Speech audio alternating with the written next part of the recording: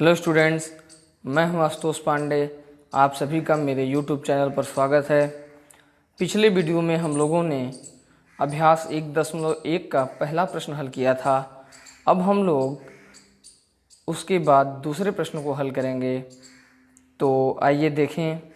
देखिए, यह प्रश्न है, दर्शाइए कि कोई भी धनात्मक विषम पूर्णांक 6q+1 या 6q+3 या 6q+5 के रूप का होता है, जहाँ q कोई पूर्णांक है।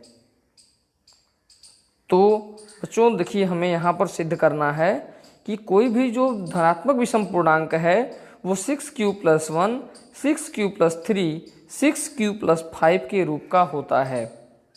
तो आइए हम लोग लगाते हैं।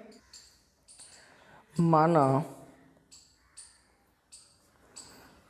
b बराबर 6। तो बच्चों हमने सबसे पहले मान लिया कि b बराबर 6, लेकिन आप ये सोचेंगे कि हमने 6 ही क्यों माना। तो आइए बच्चों, इधर एक साइड हम रफ कार्य करते हैं और यहाँ पर हम आपको बताते हैं कि क्यों हमने b बराबर 6 ही माना। पहले तो हम आपको बताएंगे एक बार पुनः कि यूक्लिड विभाजन एल्गोरिथम क्या होता है। तो बच्चों जैसे मान लीजिए 13 है और हमने इसमें 4 का भाग दिया, तो 4 तेई 12 होगा।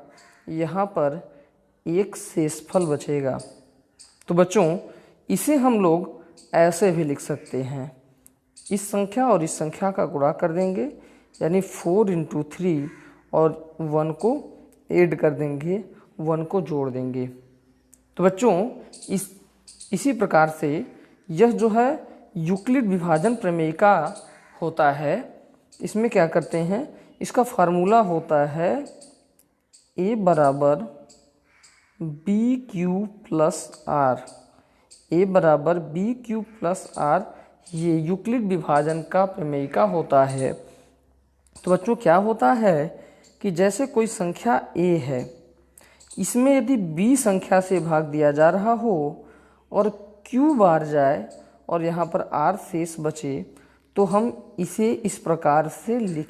बच्चों आपने देखा कि क्वेश्चन में दिया है 6q+1, 6q+3 और 6q+5 दिया है।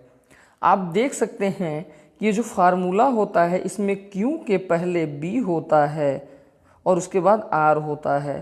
तो देखिए q के पहले ये b का मान है, यहाँ भी b का मान है और यहाँ भी b का मान है। आप देख सकते हैं कि यहाँ पर b का मान 6 ही आ रहा है, इसलिए हमने यहाँ पर 6 माना है।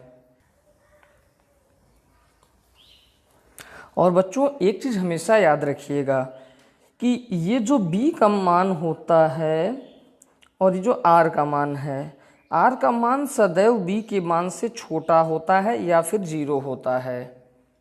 आप हमेशा याद रखिएगा कि r का मान कह रहे हैं, जो r का मान है वो सदैव 0 के बराबर या 0 से बड़ा होता है, लेकिन b से छोटा होता है।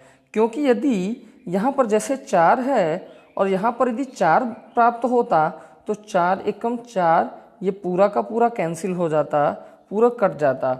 इसलिए यह जब भी प्राप्त होगा शेषफल, तो इससे जो b भाग वाला भाग है उससे कम होगा या फिर 0 से बराबर होगा या 0 होगा।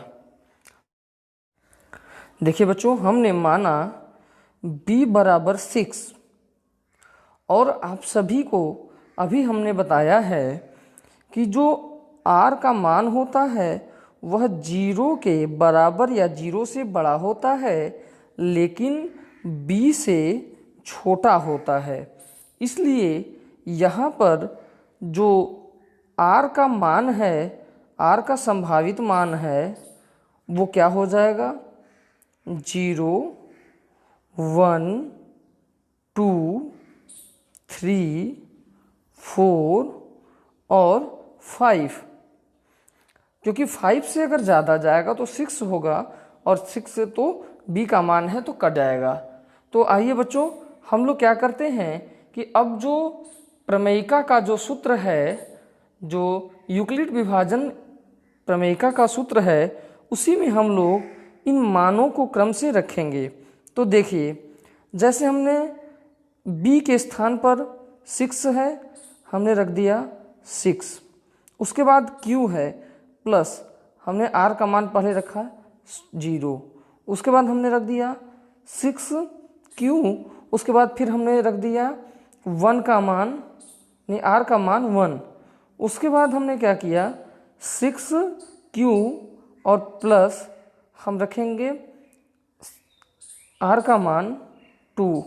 इसी प्रकार से फिर हमने देखा 6q प्लस 3, 6q प्लस 4 और 6q प्लस 5 आएगा। तो बच्चों बहुत ध्यान से आप लोग देखिएगा, बहुत ही सरल है, आप बहुत आसानी से इसे समझ जाएंगे। हमें पूछा है धनात्मक विषम पूर्णांक। तो बच्चों देखिए यहाँ पर विषम क्या क्या है, ये 1 प्लस 3 और ये प्लस 5, 3 विषम है। हम इन्हें लिख देंगे 6q प्लस 1 और 6q प्लस 3 और 6q प्लस 5 विषम पूर्णांक हैं। इस प्रकार से आपने देखा कि प्रश्न में जो पूछा है वह हमें प्राप्त हो गया। 6q प्लस 1, 6q प्लस 3 और 6q प्लस 5 के रूप में ये प्राप्त हो गया। तो बच्चों अब हम लोग क्या करेंगे, यदि धनात्मक विषम पूर्णांक के स्थान पर धनात्मक सम पूर्णांक पूछ लिया तो हम क्या करेंगे,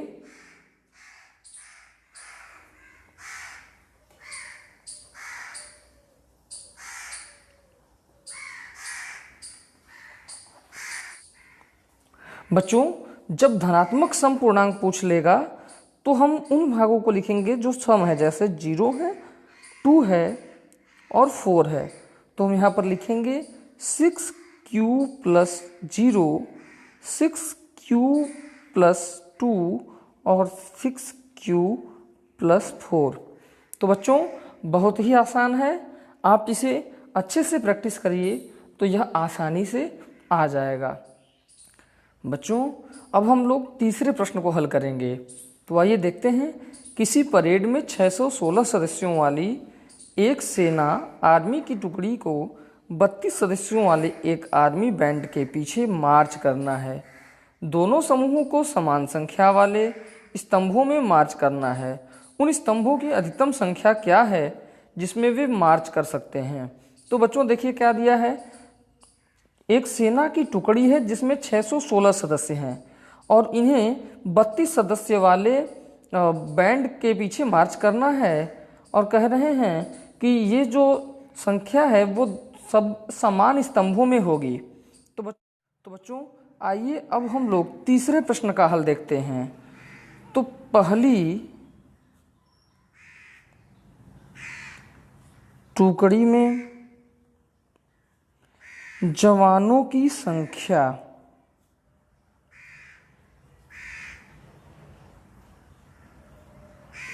तो बच्चों वह 616 है। उसके बाद बच्चों दूसरी टुकड़ी में जवानों की संख्या कितना है, 32 है। तो बच्चों क्या किया जाएगा, जब हम इसका HCF निकालेंगे, मौसा निकालेंगे तो इसका आंसर आ जाएगा। तो बच्चों हम यहाँ पर क्या करेंगे, 616 और 32 का मौसा ज्ञात करेंगे। बच्चों आइए हम लोग यहाँ पे रफ कार्य कर लेते हैं और हम लोग कैसे निकालेंगे, यूक्लिड प्रमेयिका से निकालेंगे।